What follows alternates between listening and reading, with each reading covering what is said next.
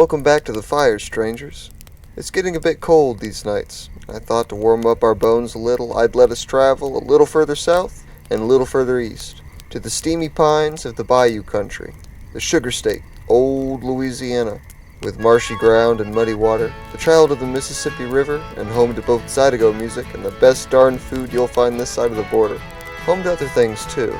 Like the western country, this land was untamed. But unlike the West, its strength didn't come from its size, but from its ferocity. Beasts and disease alike hid in the misty fog, alongside wild men of all complexions. But the soil was richer than Midas, and blacker than oil, so many brave settlers would trudge through the mire to homestead in the bosom of the primordial riverbed. However, the land didn't take to visitors easily, and, as legend says, many creatures waited in the night to whittle at the minds and the health of the inhabitants. From the monster of Honey Island, to the Grunch, or the ghost warriors of Caddo Lake, many things were out to kill and suck the marrow from your bones. However, some creatures were more insidious, choosing to trick or frighten, instead of just maim and torture.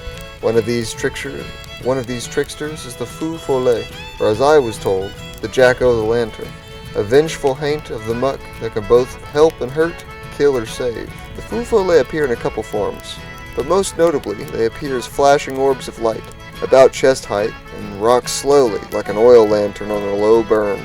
They're cold as a corpse, only having the appearance of fire. Those who have touched them said it felt akin to a cool breeze, but could still ignite flash paper or gunpowder. They patrol the night, dancing with one another in a silent waltz through the fog. Some say they rise from the water, others say they descend from the sky, but it's thought that they're spirits of the damned, or devils from hell given brief respite to wander the land of the living. They're often malicious idling, sometimes even taking on the ethereal form of deceased loved ones in order to fool people to walk into the marsh, where the spirit will either drown them itself, or lead animals to feast on the poor soul who fell to the trap. This is disputed, however, as some say that certain Follet have led them to safety when lost in the bayou at night, or given them comfort in the night by dancing so beautifully that those who watched were hit with the spirit of tranquility. Some refer to them as Will-o'-the-Wisp, and consider them to be good luck, despite the more malicious accounts. Of course, there are many ways to stop the Follet from bewitching you with its light, or lead you astray.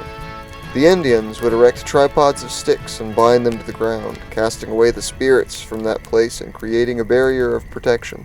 Or the settlers' method, who would stick needles into the soil, claiming the spirits could not resist trying to fit through the eye of the needles, and would find themselves caught in the iron band, letting you escape their clutches, if only for a moment. It's also said that they couldn't cross undisturbed water, so a reliable escape was to swim from their path, but not to swim through the waters they tried to lead you towards, as those were tainted. Accounts of the Follet actually continue to this day, and likely will continue for the rest of time. Well, I don't know about the legends, but I've actually seen them myself. Mysterious and absolutely stunning. Glowing, dancing lights that can stay for several minutes at a time. If you want to have a gander, there's a chance to see them in any bayou, as many think they're swamp gas ignited by perfect conditions. If you're ever out in the muck, make sure to look for them. But that might be enough ghost stories for one night. I think I'm going to bed. But remember, the world's a lot stranger of a place